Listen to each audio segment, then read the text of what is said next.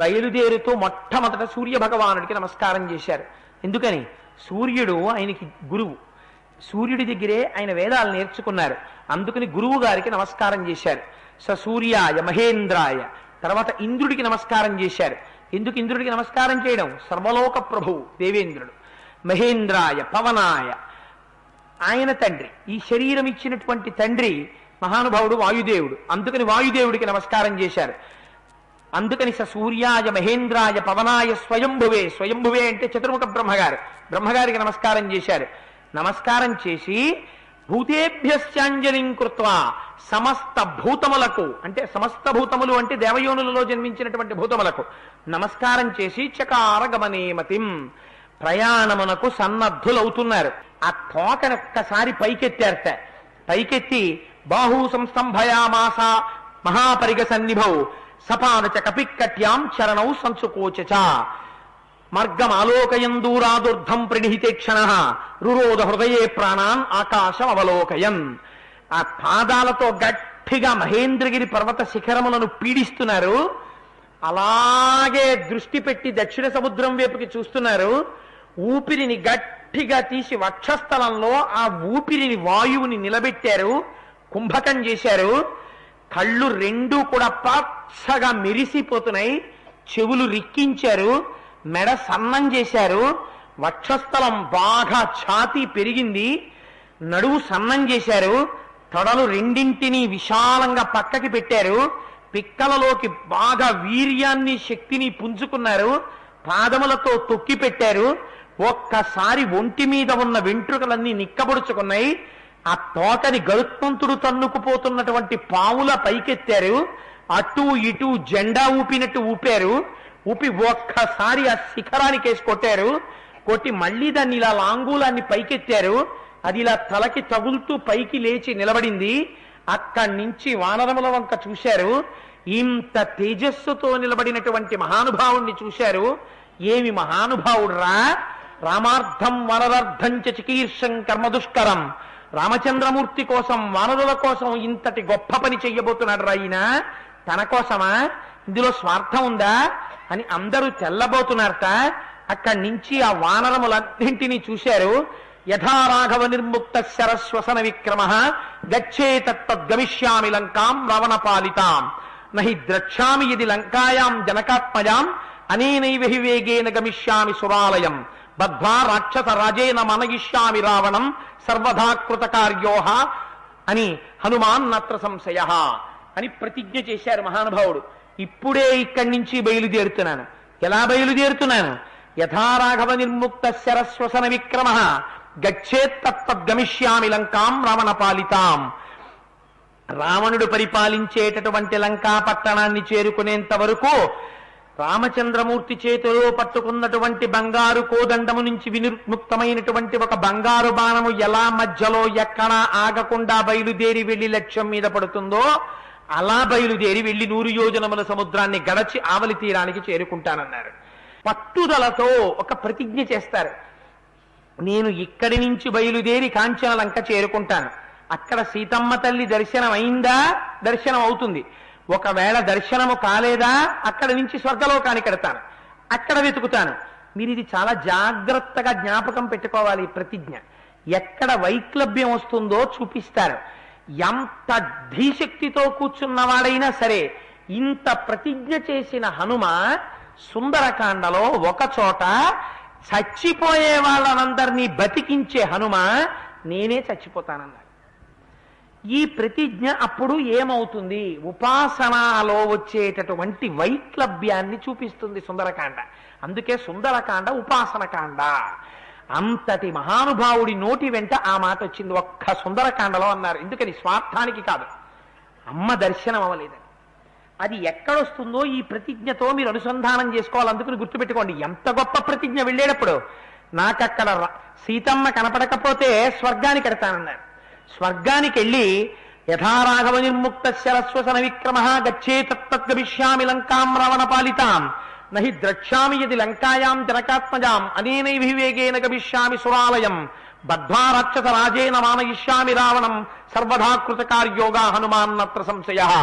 ఒకవేళ నాకు కాని స్వర్గలోకంలో సీతమ్మ తల్లి యొక్క దర్శనము కాకపోతే అదే వేగంతో మళ్ళీ భూమండలం మీదకొచ్చి లంకాపట్టణాన్ని చేరుకొని 10 తలల పురుగు రావణాసురుణ్ణి బంధించి పట్టి తీసుకొచ్చి లేదా మొత్తం కాంచనలంకని పెకలించి రామచంద్రమూర్తి యొక్క పాద సన్నిధానమునందు సమర్పించి కృతకృత్యుడనవుతాను అని ప్రతిజ్ఞ చేసి బయలుదేరుతున్నారు. ఒక్కసారి ఊరు వేగోద్ధతా వృక్షాహను అని మహానుభావుడు ఆ మహేంద్రగిరి పర్వత శిఖరముల మించి పాదములను పైకెత్తి లేచారట. లేచి బయలుదేరారు. ఊరు వేగోద్ధతా వృక్షా ముహూర్తం కపిమన్వయం ప్రస్థిత దీర్ఘమద్వానం స్వబాంధుమివ బాంధవాహ. ఆయన అంత వేగంతో ఆ మహేంద్రగిరి పర్వత శిఖరాల నుంచి లేచిపోతే కొన్ని వందల సంవత్సరాల నుంచి మనకి శబరిమలలో కనబడతాయే అలా కూకటి బాగా వేళ్లు పాతుకుపోయినటువంటి చెట్లు ఆయనతో పాటుగా పైకి లేచిపోయేట. అంటే ఎంత వేగంతో పైకి లేచారో చూడండి. చిన్న చెట్లు పెద్ద చెట్లు అన్ని చెట్లు లేచిపోయేట. స్వామి హనుమ వెళ్ళిపోతున్నారు, ఆయనతో పాటు ఈ చెట్లు కూడా వెళ్ళిపోతున్నాయి. మీరు ఒక్కసారి మానసికమైనటువంటి దర్శనం చెయ్యండి. బంగారపు మెరుపులు తీసుకొచ్చి ముద్ద కింద పోస్తే ఎలా ఉంటుందో కాంచనాద్రి కమనీయ విగ్రహం హనుమ అలా ఉంటారు. అంత పచ్చటి స్వరూపంతో మెరిసిపోతుంటారు. మన అదృష్టం ఇక్కడ ఆకుపచ్చ రంగు వేసేయలేదు. సాధారణంగా హనుమకి ఆకుపచ్చ రంగు పులివేస్తారు. అదేం ప్రారంధమో అర్థం కాదు. ఆయన రంగు మెరుపుల ముద్ద ఎలా ఉంటుందో అలా ఉంటారు. ఆయన అంత బంగారు రంగుతో ఉంటారు. అటువంటి స్వామి ఆకాశంలోకి ఎగిరి వెళ్ళిపోతుంటే చుట్టూ ఈ చెట్లన్నీ ఆయనతో పాటు ప్రయాణం చేస్తుంటే ఈ చెట్ల మించి పువ్వులు పడుతుంటే అక్కడ ఉన్నటువంటి మూర్తి మీద పువ్వులు వేస్తాం. వెళ్ళిపోతున్నటువంటి మూర్తి వెనకాతల వెళ్ళిపోతున్న చెట్లు పుష్పాల్ని వర్షిస్తుంటే ఎలా ఉంటుందో మీరు ఒకసారి ఊహించుకోండి. పుష్పాభిషేకం చేస్తున్నట్టు చెట్లు స్వామి ఆకాశ మార్గంలో వెళ్ళిపోతున్నారు. వెళ్ళిపోతుంటే తేలికైనటువంటి చెట్లు చాలా దూరం వెళ్ళగలిగాయి. బాగా బరువైనటువంటి చెట్లు ముందుగా పడిపోయాయి. సహజం కదా, సంసారం ఎక్కువగా ఉన్నవాళ్ళు ఎక్కువ దూరం వెళ్ళలేరు ఆధ్యాత్మ మార్గంలో. చాలా తేలిక అంటే సంసారం లోపల తక్కువగా ఉన్నవాడు ఎక్కువ దూరం వెళ్ళగలడు. అందుచేత ఆ చెట్లు పడిపోతున్నాయిట. స్వామి మాత్రం ముందుకు వెళ్ళిపోతున్నారు. ఆకాశంలోకి ఇలా ఎగిరారు. ఎగిరి ఆకాశంలో ఇలా వెడుతున్నారు. వెడుతుంటే పిబన్ని ఉపభౌచాపి సోర్మిమాలం మహార్ణవం పిపాస రివుచాకాశం దదృశస్య మహాకపి. మహాకపి అన్నారు. ఆయన విడుతుంటే చూసిన వాళ్ళకి ఆశ్చర్యం వేసిందిట. యథార్థంగా ఇది దర్శనం చేసిన వారు ఎవరో తెలుసా అండి? మీకు రామాయణ కల్పవృక్షం చదివితే అర్థమవుతుంది. మహానుభావుడు విశ్వనాథ సత్యనారాయణ గారు చేశారు ఈ దర్శనం. పడకుర్చీలో పడుకుని కళ్ళు మూసుకుని సుందరకాండంతా ధారణ చేసేశారు. కాబట్టి కొడుక్కి కల్పవృక్షం రాయడానికి పావన శాస్త్రి గారిని కూర్చోబెట్టుకుని పద్యాలు చెప్పేస్తుంటే వెళ్ళిపోతున్నటువంటి హనుమని దర్శనం చేశారు ఆయన. ఆ పద్యాలు చదువుతుంటే మీకు అర్థమైపోతుంది కల్పవృక్షంలో. అలా ఆ బయలుదేరి వెళ్ళిపోతుంటే చూసిన వాళ్ళకి అనుమానం వచ్చిందట, ఈయన ఆకాశాన్ని తాగేస్తున్నారా సముద్రాన్ని తాగేస్తున్నారా అని. అలా వెళ్ళిపోతున్నారట. మహర్షి గొప్పతనం ఏమిటంటే అలాంటి హనుమని కానీ దర్శనం చేశారా మీరు సుందరకాండలో మనస్సులో? ఒక్క క్షణం మీకు అలా కనపడ్డారా ఆయన? ఆ క్షణం అలా కనపడ్డం మీకేదో మంగళం తరువుకొచ్చేస్తోంది, గొప్ప శుభం జరగబోతోంది. ఇందుచేత ఆయన శివాంశ సంభూతుడు. ఎక్కడ హనుమ ఉంటే అక్కడ మంగళం జరుగుతుంది. ఆయన యోగి. యోగి దర్శనం, తపోశక్తి ఉన్నవారి దర్శనం తప్పకుండా క్షేమదాయకం అవుతుంది. అలా వెడుతుంటే అయ్యో రేపు పొద్దున్న పిల్లలు దర్శనం చెయ్యగలరో చెయ్యలేరో అని మహానుభావుడు ఋషి, ఆయన రుణం ఎలా తీర్చుకుంటాం? ఆయన మానసికంగా ప్రదక్షిణం చేసి హనుమకి, వెళ్ళిపోతున్న హనుమకి వాల్మీకి మహర్షి ఆయన చుట్టూ తిరిగి మన్ని కూడా వెడుతున్న హనుమ చుట్టూ చెయ్యి పట్టుకు తిప్పిస్తారు శ్లోకాలతో. ఎలా తిప్పుతారో తెలుసా అండి? తస్య విద్యుత్ ప్రభాకారం వాయుమార్గానుసారిణం నయనేవి ప్రకాశే తే పర్వతస్థా వివానలౌ. ఇలా ఉన్నప్పుడు స్వామి హనుమ బంగారు రంగులో ఇలా వచ్చేస్తున్నారనుకోండి, ఒక దివ్యమైన శక్తి ఇచ్చి మహర్షి మనకు ఆయనకి ఎదురుగుండా వెళ్ళేలా అవకాశం ఇచ్చారనుకోండి. ఇలా ఎదురుగుండా వెళ్ళి నిలబడగానే ముందు మనకేం కనపడతాయి? ఆయన నేత్రములు కనపడతాయి. నేత్రములు పసుపచ్చటి రంగులో మెరిసిపోతూ దూరంగా చీకట్లో కొండ మీద 2 నెగళ్ళు మండుతున్నాయి అనుకోండి, ఎంత చీకట్లో మీరు వెడుతున్న రాత్రి 8 గంటలకి శ్రీశైలం ఘాట్ రోడ్లో బస్సు ఎక్కుతున్నారనుకోండి, కొండ మీద 2 మంటలు మండుతున్నాయి అనుకోండి, పసుపు ఎరుపు రంగులతోటి 2 మంటలు అంత చీకట్లో ఎంత స్పష్టంగా కనబడతాయో ముందు నుంచి చూస్తుంటే ఆయన 2 కన్నులు అంత స్పష్టంగా కనపడుతున్నాయిట. ముఖం నాసికయా తస్యా తామ్రయా తామ్రమా బభౌ సంధ్యాయా సమభిస్పృష్టం యదా తత్సూర్యమండలం. ఆ ముఖం ఎంత తేజోవంతంగా ఉందో చూడండి. సూర్యమండలం ఎలా ఉంటుందో అలా వెలిగిపోతోందిట ముఖం. ఎర్రటి పగడాల ముద్దలాంటి నోరుట, ఆ ముక్కు మెరిసిపోతూ ఆ ముక్కు నోటితో ఉన్నటువంటి ముఖమండలం కనపడిందిట. దానికి నమస్కారం చేసి స్వామి వేగంతో వచ్చేస్తున్నారు. మీరేం చేస్తారు? అమ్మో వచ్చేసారు స్వామిని ఇలా పక్కకి తప్పుకోవాలి, లేకపోతే వరుసాపాతయామాస జీభూత విమమారుత వక్షస్థలంతో కొట్టేస్తారు ఆయన. ముందు ఇటు పక్కకి తప్పుకున్నారు. తప్పుకునేటప్పటికీ పర్వతాకారంతో ఇలా పక్కకు వచ్చారు. మీ పక్కకి వచ్చి ఇలా నిలబడి చూస్తే ఈ వెనక నుంచి పైకి లేచినటువంటి వాలం బయలుదేరే ముందు దాన్ని ఇంద్రధ్వజం నిలబెట్టినట్టు నిలబెట్టారు. అది ఇలా లేచి ఇలా శిరస్సుకి తగులుతోంది. తగులుతుంటే ఆకాశంలో ఇంద్రధనస్సుందా అన్నట్టుగా ఇటు పక్క నుంచి చూస్తే ఉన్నారట. స్వామి అలా ముందుకు వెళ్ళిపోయారనుకోండి, మీరు గభాల అటు తిరిగి వెనక్కి చూస్తారుగా, చూస్తే బ్రద్దలైనటువంటి జేగురు పర్వతం ఎలా ఉంటుందో అలా ఉంది ఆయన పృష్ఠభాగం ఎర్రగా. అటువంటి స్వరూపంతో స్వామి వెళ్ళిపోతున్నారట.